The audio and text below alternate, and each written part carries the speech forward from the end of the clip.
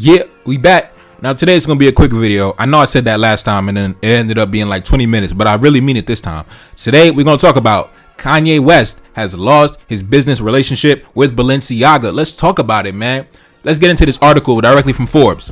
Kanye West dropped by Balenciaga. The first company, well, not the first. I think JP Morgan Chase last week told him that he had to get all his millions of dollars out of the bank and find a new place to store all his cash. But let's jump into the article.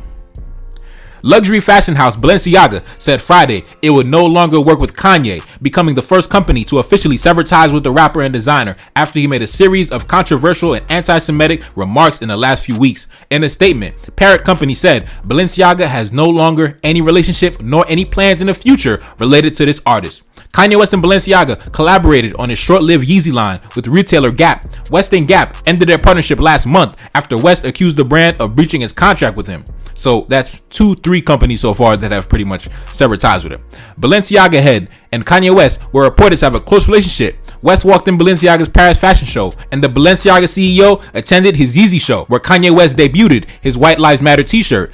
And Kanye West's ex-wife, Kim Kardashian, has been featured in many of the brand's recent campaigns and has frequently worn his fashions. Forbes has not yet received a response from Kanye West and Balenciaga, but Kanye West told Bloomberg via text message Friday, "God runs the world. We only perform for God. We only serve God. God bless." As Kanye West made repeated anti-Semitic and eyebrow-raising remarks since the start of October in interviews and on social media, many of the companies affiliated with him have remained silent. West debuted the White Lives Matter t-shirt at his show. Adidas said it was putting its 9-year-long relationship with him under review. This week, the Anti-Defamation League called on Adidas to sever its ties to Kanye West, and Endeavor CEO Ari Emanuel called on companies who profit off of West to cut ties with him. Kanye West, who has made comments about the quote-unquote Jewish media, said he was going to go DEFCON 3 on Jewish people. He apologized for some of his remarks last week on Piers Morgan Uncensored. Kanye West said that he didn't regret his remarks, but "I'm sorry for the families of the people that had nothing to do with the trauma that I have been through." Earlier this week, the family of George Floyd said it intended to sue Kanye West after he made baseless remarks about Floyd's death. Now, let's jump into it. Now, y'all know what I'm going to say, man. Listen, y'all want to get in bed with these different nations, different races. You don't want to make your own fashion house. You don't want to make your own factory. You don't want to make your own record label. You don't want to make your own networks of banks. You don't want to make your own car companies. You don't want to make your own cell phone companies. You don't want to do nothing. You don't want to build nothing. You don't want to do nothing. And unfortunately, Kanye is a product of the integration of culture that we push as black people. Kanye is a victim of his own culture. What do we teach our children? Do we teach our children to grow up, become a captain of industry, to become a CEO, an industrialist, a businessman, someone who employs the community, someone that people can come to for opportunities? Or do we raise our children to be beggars, to go knock on doors and ask, "Yo, can you hire me? Can I join your organization and your corporation? Can I get with you? Can I sign with you?" Do we raise our children in a way to be a captain of industry, or a follower and a beggar and a worker and an employee and a subordinate? So Kanye West, because he's a victim of the current black culture that we indoctrinate our children with, he was not raised to be a CEO. He was not raised to be a captain of industry. He was not raised in a culture that values these things. In fact, he was raised in a culture that only values Jesus Christ and going to church. We don't value building wealth on earth. We don't value becoming powerful economic entities. No, we value the kingdom of heaven. And we said that the kingdom of heaven said a rich man can't get into the kingdom of heaven. So we don't even value the things such as building your own, doing business among your own, amassing wealth, power, and respect for your own. No, we value getting a good job. Let me get this degree so I can go work at Goldman Sachs, right? That's what we value, right?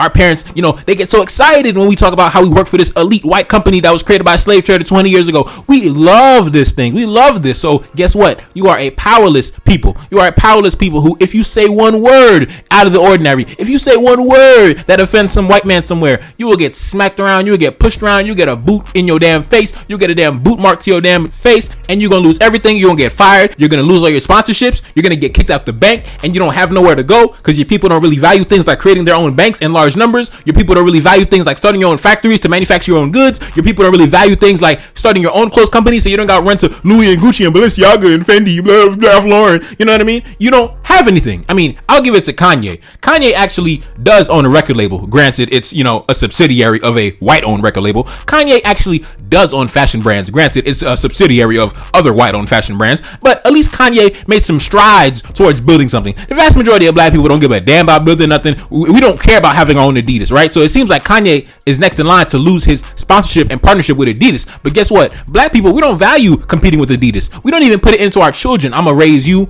so you can grow up and compete with the other powerhouses in the industry, so you can create the black Adidas, right? Let me tell you this. My father is in a certain industry within the medical field. I'm not going to get into it, give too much information, right? He is 2 to 3 blocks away from a major competitor in the industry that is a household name, right? A household name that everybody knows. If I drop the name, you guarantee you heard about it, right? He is a competitor. Some years ago, he decided to go into business with a partner of his, and he actually purchased a mom and pop shop that was already in business in the neighborhood for almost 20 years, right? So already had a developed and established client base. My father spent about 10, 15 years working within the industry, working for that white-owned company, and then he struck out on his own and he found major success to the point where now he is competing with household names within the same 3 to 4 block radius, right? So we are not raising our children in that fashion, getting those examples in that fashion. I've been blessed to see my father rise up the ranks of success and wealth, but for the most part, young black boys are not given that example. We're not taught about the value of becoming a captain of industry, because as soon as you even talk about that, it's going to be a bunch of people coming out the woodwork talking about, oh, you're a capitalist, you want to exploit people, y'all money, and then you got the religious people that's going to come out the woodwork talking about, oh my God, you want to chase the wealth and the evils of the earth, and you're not going to get into the kingdom of God. Meanwhile, every other race of man is like, bro, how can I get to the money? How can I get to the power? How can I get to the wealth? How can I get to the success? And who do I got to destroy to get to it? Who do I got to stomp on to get to it? Until black men reach that same level of ruthlessness and focus on establishing wealth and power as other groups of men, then guess what? You'll constantly see black men who are worth up in the billions, like Kanye West, getting smacked around, getting pushed around, and getting pretty much treated like the little brother and getting treated like a peon, even though he's literally the richest black man to ever walk the face of North America. And he's being treated like a bum off the street, someone on Skid Row asking for $10 in a damn cup. That's how he's getting disrespected. So listen, at the end of the day, black man, you can amass all the wealth that you want as an individual, but until you become one with your brothers and unite with your brothers and establish wealthy and successful families, and then create links and networks amongst those successful families, and then lobby governments around the world to protect your interests among those elite section of families, and then establish industry and get involved in certain businesses such as the fuel industry, building hotels, building banks, cell phone companies, electric companies, pharmaceutical companies, financial institutions, record labels, media houses, movie studios, factories, anything you want, you name it. Let's get into it. Let's do it. Because guess what? I don't focus on the headlines, the Kanye West and the anti-Semitic remarks. I don't get involved in that. I get involved in the fact that look how easy it is for a black man to lose everything because he pissed somebody off, and the fact that he has nothing else to fall back on. So eventually he will have to either fall in line or he may lose his life, because the people that he's going against, they don't play no games, right? It's not like black people who you could disrespect us and only thing we're going to do is tweet. The people he's talking about, they'll take his life, all right? They'll take his life, all right? They'll make sure that he dies broke, homeless, living behind a dumpster, all right? Because guess what? He comes from a community and a race of people that doesn't value building anything for their own. So guess what? Once them white folks kick you out the door, your people don't got nothing for you. And if you watch Kanye West Drink Champs interview, he actually said that he was jealous of the people of Israel.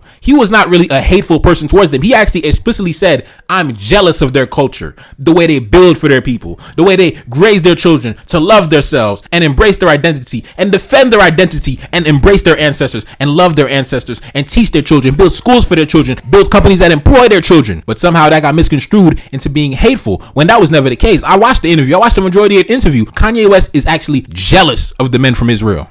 And he should be, because I guarantee you this, if the roles were reversed and someone from that community said something that we didn't like as black people, we have no power to sanction them, to kick them out of anything, to fire them, to call a company, tell them to sever ties, to call a bank and tell them to evict them from the bank. We have no power to do that because we have no bank. We have no companies that employ them. We have no record labels. We have no factories. We have no movie studios. We have nothing. And everybody knows we have nothing. And they point at us and laugh. And every time one of us gets out of line, they get punched in the mouth. And we have nothing to even defend them with, because we are a powerless people with nothing to show for it. It's your boy Neferkari Dessalines, back in the building, yes indeed. And I'm gone. Peace. Reincarnated, I'm back in original fashion. I left on a horse and came back in the ass, and I left with abundance and came back to famine. We used to be pyramids, now we be rapping. Look how the mighty have fallen. Used to be running, now we be walking. When you be cooning, that's when they applauded. Selling your soul all your sons and your daughter. Gotta come up in this shit, they stuck in the mix. Really, my heart it be breaking. That's why I'm stacking that paper and handle my business. Pass it down in generation. Talking about money and power and building a nation. That's a deadly combination. Never be watching the TV, they pushing agendas, falsifying information. Know they got malice intentions. Step in the room and I'm feeling the tension. Enemy watching, he blocking my vision. Pay for the check cause I need my redemption. Building my kingdom, I need it protected.